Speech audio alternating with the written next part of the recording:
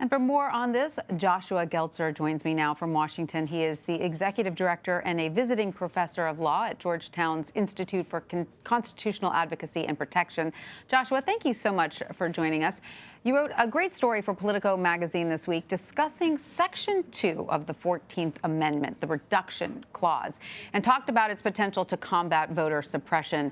First of all, can you explain to our viewers what the reduction clause says? Absolutely, and thanks for the invitation.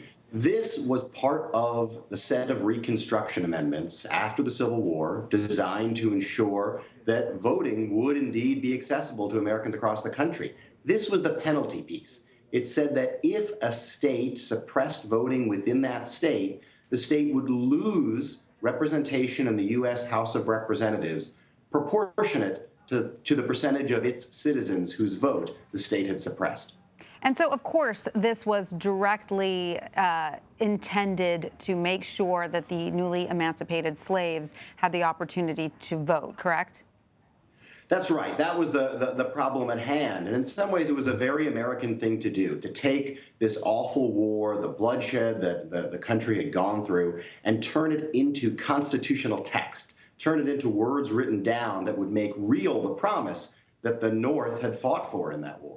And so, considering those concerns that prompted the drafters of the Constitution to write this reduction clause, do you think that there are still similar residual concerns today?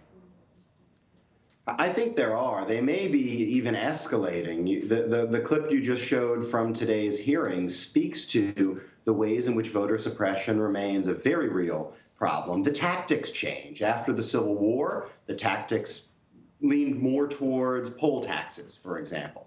Now it's voter ID laws, it's the closure of ballot places, it's moving where to vote into neighborhoods known to feel inhospitable to certain vulnerable communities. So the tactics change, but the problem, unfortunately, persists. So since we now know, it's now clear, that voter suppression is entirely unconstitutional, and in fact, there's a penalty that can be levied against states that participate in voter suppression. A lot of people want to know, well, why haven't lawsuits, on this made it all the way to the Supreme Court? Why isn't this being enacted since, as we just discussed, it's still a very real problem? That's exactly what I wondered when I first really focused on this. The answer is that even though this was an idea at the heart of these Reconstruction amendments, it was underspecified. The Constitution doesn't say who should go about implementing this penalty or how they should go about doing it. There have been some lawsuits attempting to vindicate the promise of this provision through litigation, but courts have generally tossed them out. They've said the particular person trying to get into court wasn't specifically harmed in a way that makes for standing, as judges and lawyers refer to it. One lawsuit was dismissed in part because the court felt that the Voting Rights Act, then brand new and not yet in effect, might get at the very same problems. But so far, we have not seen a case that has made good on the promise of this provision. So do you think the provision would still have legal teeth if, someone could get over the main challenges of gathering the kind of information needed to enforce the reduction clause? I think so. And I think the framers of this provision really anticipated Congress to be the primary mover in making good on what the provision threatens to do. And as you say, gathering information is the key first step. That's where Congress has gotten stymied. The 14th Amendment was ratified in 1868. Just 2 years later was the 1870 census, the ninth census in our country's history. And there were folks on the Hill who said, let's require the executive branch to go out and get the information necessary for us to assess whether any state should lose representation in the House, the way this provision suggests. They couldn't agree on what exactly to ask. The executive branch went out and asked something anyway. Not terribly useful things came back, and Congress really hasn't made a sincere attempt since then. And you have a proposal in your piece. You suggest one way to gather information about voter suppression is to ask about it on the American Communities Survey. Can you expand on that a bit?